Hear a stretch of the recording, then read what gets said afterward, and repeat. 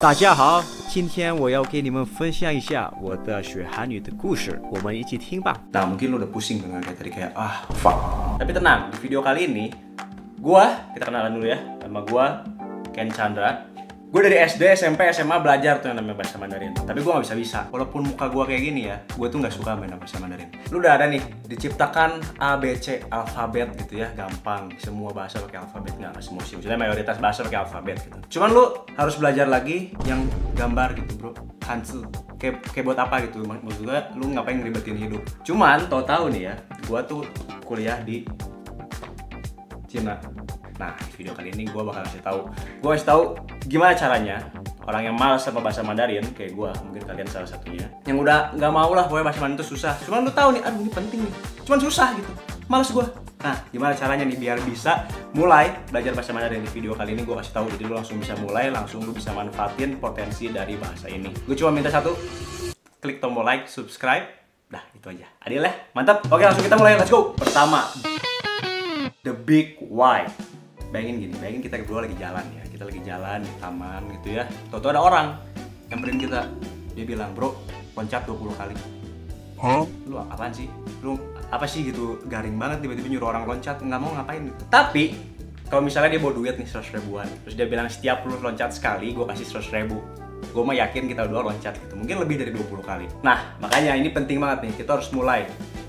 Kalau kita nggak tahu buat apa, ya nggak akan kita lakuin gitu. Kayak gue sedikit cerita, gue dari SD SMP kan nggak bisa tuh, tapi begitu gue mau kuliah ke Cina, dibilang harus daftar, lu harus punya yang sertifikat level 3, langsung 3 bulan belajar bisa.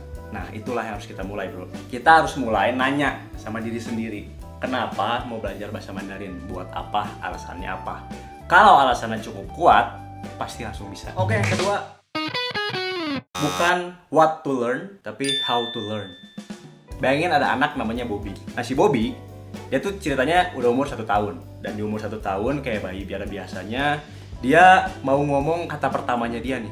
Dia mau ngomong mama mempertanggungjawabkannya. Jing kan kaget gitu kalau tiba-tiba bayi ngomong kayak gitu kan, dibanting mungkin si Bobby. Bayi, kata pertamanya seorang bayi pasti kan yang gampang gitu, kayak mama, papa, makan, lapar gitu. Nggak mungkin tiba-tiba katanya susah gitu. Nah, belajar bahasa Mandarin, pas awalnya belajar bahasa apapun lah, pokoknya pertama-tama pasti kata-katanya gampang dulu. Nah itu poin yang pertama, mulai dari dasar, mulai dari yang gampang. Gimana cara mulainya? Mungkin lu bisa cari di Google kosakata HSK 1 atau HSK 2. Lu cari, lu baca-baca, lu hafalin, paling kan wo, ni, ta, woman, Shifan. Lu mungkin bisa langsung ke YouTube cari kayak basic Chinese, terus lu apal-apalin kata-kata yang di sana. Yang gitu-gitulah, pokoknya yang gampang, lu cari kata-kata yang gampang yang sehari-hari. Oke, kita kembali lagi ke si Bobby. Si Bobby ini umur 2 tahun, pasti kan pengen tahu semua hal gitu ya.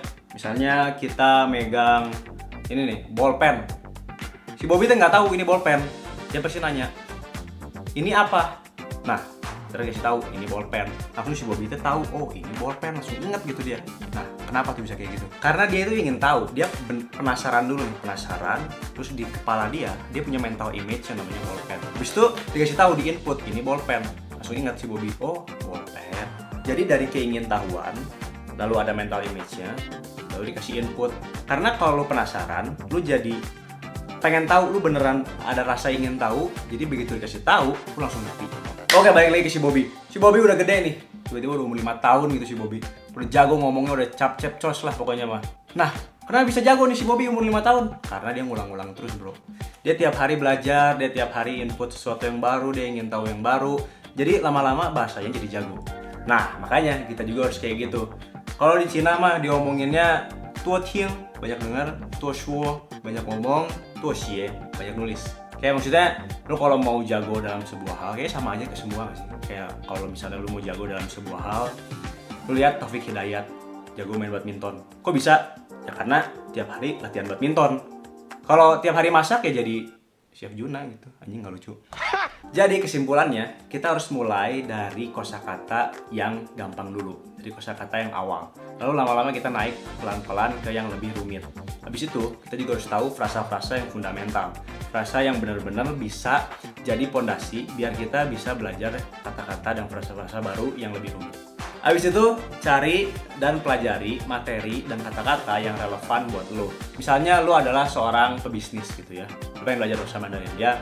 Mungkin kata-kata dalam bidang bisnis lebih gampang diingat buat lo karena itu adalah bidang lo dan sesuatu yang lo suka dan sesuatu yang lo lakuin setiap hari.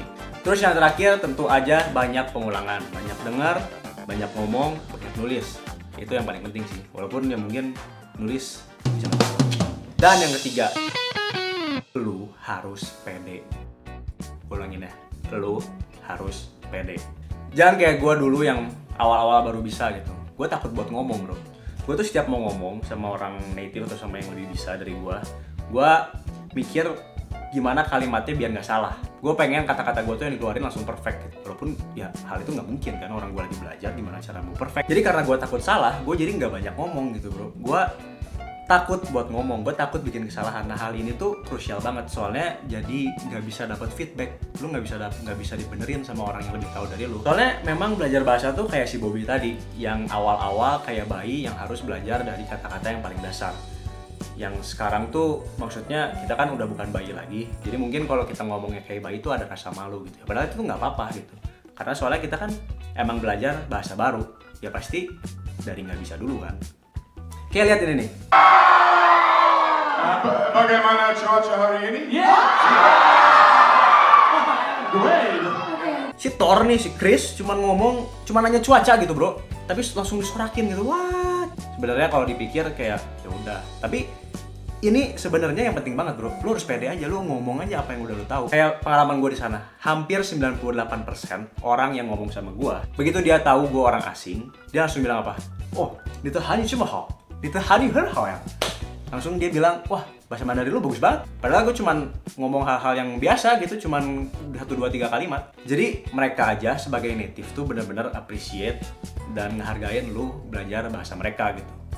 Jadi kalau ada orang-orang yang ngeremehin lu belajar, ngeremehin lu ngetawain kalau lu salah ya buat apa gitu, tinggalin aja. Ntar juga iri. Jadi intinya yang terakhir, poin ketiga adalah lu harus pede aja. Lu ngomong aja, cobain latihan pakai yang udah lu pelajari. Habis itu lu dapat feedback, jadi lu bisa lebih bagus dari sebelumnya. Nah, begitulah cara orang yang udah males duluan sama bahasa Mandarin bisa akhirnya belajar sampai kuliah di Cina. Ya, semoga videonya bermanfaat. Semoga lu semua yang dengar cerita gua, dengar tips-tips gua bisa lebih dalam lagi atau mulai bisa berani belajar bahasa Mandarin karena nggak susah kok. Susah, bukan berarti nggak mungkin. Anjay. Jadi ya gitu aja. Semoga video bermanfaat. Like dan subscribe. Ketemu lagi di video berikutnya. Dadah.